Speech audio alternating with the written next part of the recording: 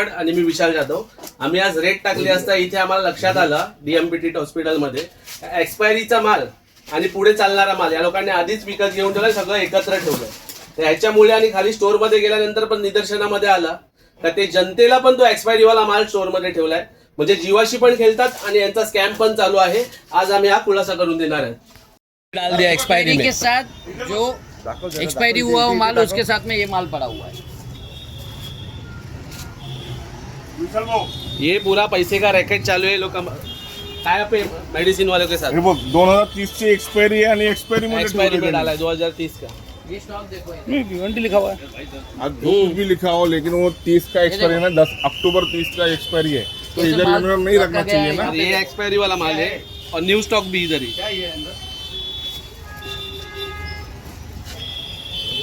जबाबदारी आहे, तुमची जबाबदारी नाही आहे. नगरसमिती उभे आहे, करावंच लागेल साहेब.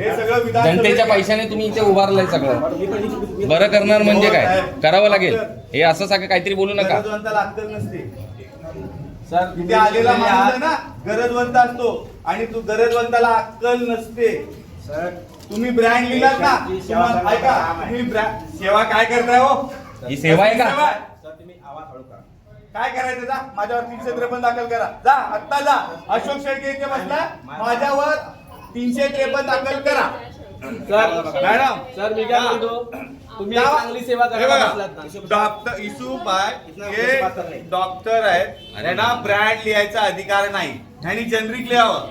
आणि हे डॉक्टर मला काय सांगतात, तर आम्हाला ब्रँड लिहायचा अधिकार आहे.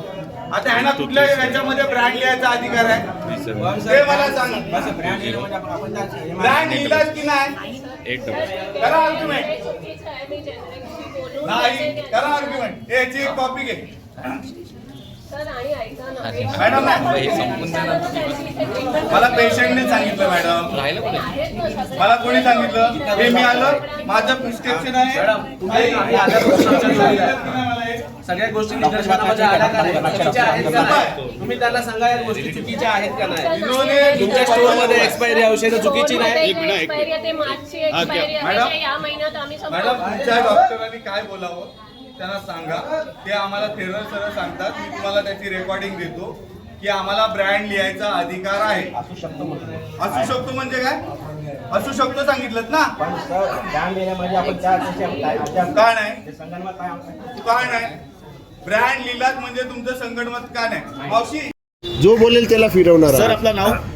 शेळके साहेब, काय झालं आज आपण इकडे व्हिजिट केलेली आहे, तर काय प्रकार चाललेला आहे?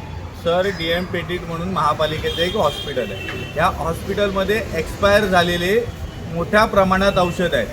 त्याचबरोबर डॉक्टर फार्मसी जितू यांचं एक मोठं रॅकेट आहे. ह्या रॅकेटमध्ये हे लोक काय करतात, तर एक्सपायर होणार 3 महिने आधी ऑर्डर करतात आणि करोडोचा भ्रष्टाचार डॉक्टर भक्ती आणि त्यांचा फार्मसी जितू करतोय. आणि ह्या सगळ्यात कमिशनर काय झोपले आहेत का? लोकांच्या जीवाशी का खेळलं जातं? आता तुम्ही वरती जा, एक्सपायर झालेली औषधासोबत नवीन औषधं एकत्र जॉईंट आहेत. 2022ची एक्सपायर झालेली औषधं पण आज त्या यांच्या लॅब यांच्या फार्मसीमध्ये आहेत. अशा पद्धतीचा मोठ्या प्रमाणात भ्रष्टाचार डॉक्टर भक्ती आणि जितू यांचा फार्मासिस्ट करतोय. नेमका आरोप काय? नेमका आरोप काय, तर एक्सपायर झालेली औषधं ऑर्डर करून डॉक्टर भक्ती करोडो रुपये लाटते. महापालिकेची लूट चालू आहे. जनतेच्या आरोग्याशी खेळलं जात आहे. काय वाटतं, डॉक्टर भक्तीच्या वर कोणाचा हात आहे का? डॉक्टर भक्तीच्या वरती आता कोणाचा हात आहे आज कळेल ना. आता कोणाचे किती फोन येतात त्याच्यावर कळेल मला की डॉक्टर भक्तीच्या वरती कोणाचा हात आहे. राणी बिजलीचं बोलणं काय?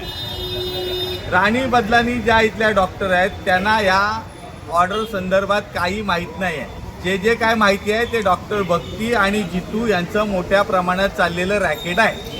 इकडे आपण बघितलं ब्रँडेड मेडिसिन पण लिहिले जाते. ते अजून एक निदर्शनात आलंय की डॉक्टर त्यांच्या प्रिस्क्रिप्शनवरती ब्रँडचं नाव लिहित आहेत. जनरिक लिहू शकतात, ब्रँड का लिहित आहेत? तर ब्रँड आणि डॉक्टरांचं काय संगणमत आहे? हे एकाच हॉस्पिटलला नाही, महापालिकेच्या बऱ्याच हॉस्पिटलमध्ये अशा पद्धतीचं चाललेलं आहे. तुमचा सध्या विवाद पण झाला होता, तो काय विषय होता? कोणता? मध्ये आता बोलाबोली पण झाला होता.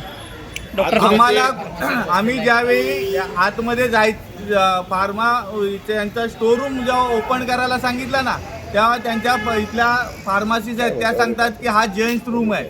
आणि आम्ही जेव्हा आतमध्ये गेलो ना, खोलायला सांगितलं जेंट्स रूम आहे, स्टोर रूम नाही म्हणाल्या. आणि आम्ही आतमध्ये गेलो तेव्हा बघितलं तर औषधांचा भंडार पडलेला आहे. आपण काय सांगणार विशाल भाऊ? सर्वप्रथम तर आम्ही सकाळी जेव्हा 10 वाजता इथे आलो, आम्हाला निदर्शनात आलं का इथे औषधं एक्सपायरी आणि याचा घोटाळा चालू आहे. त्या टायमाला भक्ती मॅडम ज्या आहेत त्यांनी आम्हाला खोटं माहिती दिली की हा स्टोर रूम नाही, हा आमचा स्टोर रूम मागे आहे. पण आम्ही जबरदस्ती जेव्हा ओपन केलं तेव्हा निदर्शनामध्ये आलं का एक्सपायरी झालेला स्टॉक आणि जो आता चालू असलेला स्टॉक दोन्ही एकत्र ठेवलेला आहे. दुसरी गोष्ट त्यांना विचारलं तर सांगतात ते आमचा स्टोर रूम आहे, त्याच्यात दोन्ही कशाला. त्याच्यानंतर आम्ही त्यांच्या स्टोर रूममध्ये गेले, जेव्हा आम्ही त्यांच्या क्लिनिकमध्ये खाली गेले तेव्हा समजलं का तिथे पण एक्सपायरीचं देतात. म्हणजे जनतेच्या जीवाशी पण खेळतात आणि स्कॅम पण करतात. म्हणजे करोडोचा घोटाळा चालू आहे इथे, ते निदर्शनात आलं. आता तुम्ही बघा, तुम्ही आता अशोक शेळकेंचं तिथे भांडणसुद्धा झालं त्या गोष्टीवरनं. तर तुम्ही त्याच्यावर ब्रँड का लिहिता? याचा अर्थ तुम्ही जो माल खरेदी करता 2 महिन्यात जे एक्सपायर होणारा माल जो आहे तो तुम्ही आज विकत घेणार का? हे लोक आज विकत घेतात जे 2 महिन्यानंतर एक्सपायर होणार आहे. म्हणजे हा लाखो करोडो रुपयाचा घोटाळा चालू आहे. आणि आज आम्ही नगरसेवक म्हणून सगळ्यांनी तिथे आम्ही सांगितलं की अशा लोकांवरती कारवाई पण केली पाहिजे. एक्सरे सोनोग्राफीचा काय प्रकार आहे? सोनोग्राफी आता जेव्हा आज इथे आल्यानंतर माहिती मिळाली का इकडे अजूनपर्यंत सोनोग्राफीची मशीन आहे ती आता बऱ्याच लोकांकडनं माहिती मिळाली ती चालू आहे, बंद आहे, कोणालाच काय माहिती नाही. लोकांना बाहेर पण जावं लागतं. मग जर महापालिकेचं हॉस्पिटल असताना लोकांना बाहेर जावं का लागतं? इथे डिलिव्हरी करण्यासाठी, ऑपरेशन करण्यासाठी डॉक्टरसुद्धा अवेलेबल नाही. तर हे आज इथे आले म्हणून आम्हाला माहिती पडलं. त्याचे किती असे घोटाळे असतील महापालिकेमध्ये ते आम्ही एक एक करून सगळे बाहेर काढण्याचा प्रयत्न करू. आपल्या इकडे मोठ्या 200 खाटाच्या हॉस्पिटलची मागणी सुरू आहे, पण हा सर्वात मोठं हॉस्पिटल असून इकडे सुविधा नाही, इकडे असा प्रकार चालला, याच्याबद्दल काय तुम्ही सांगा? आता आम्ही नवनिर्वाचित नगरसेवक, आम्हाला जवळपास 1.5-2 महिने झाले. आता जसं जसं आम्हाला अशा गोष्टी निदर्शनामध्ये येतात, आता मागे तुम्ही बघितलं असेल आम्ही स्मशानभूमीचा पण स्कॅम काढला होता, त्याच्यावर पण कारवाई करायला सांगितली. आता आम्ही आज इथे आलो, आता आम्ही आज आहे पूर्ण दिवस आहे तिथे. आम्ही आता बघूया आणखीन काय काय घोटाळे आहेत ते आम्ही पूर्ण बाहेर काढणार. तुमचं नाव बोला ना. मागणी? माझं नाव विशाल जाधव, नगरसेवक वॉर्ड क्रमांक 21. मागणी काय आपली नेमकी? आमची मागणी एकच आहे का जनताच्या जीवाबरोबर खेळायचं बंद करा आणि जनतेच्या पैशाबरोबर खेळायचं सुद्धा बंद करा. कारण हा महानगरपालिकेमध्ये येणारा जो पैसा आहे तो जनतेचा पैसा आहे. टॅक्समधून जो पैसा येतो त्यांच्याच पैशांनी त्यांच्याच जीवाशी जर खेळणार असतील तर आमच्यासारखे नगरसेवक नक्कीच यांच्यावरती कठोर कारवाई करण्यासाठी लढणार. याच्या कारणीभूत कोण? याचं कारणीभूत हे स्कॅमवाले लोक, जे लोकांना घोटाळेच करायचे आहे. जे डॉक्टरच्या वेशामध्ये जर तुम्ही इथे असाल आणि तुम्हाला जर रुग्णाच्या सेवेसाठी इथे ठेवलेलं आहे, पण तुम्ही ते सोडून तुमचा पैसा भरायचा आहे, तुमचं पोट भरायचं आहे, जनता मेली तरी चालेल, हे आम्ही करून देणार नाही. सर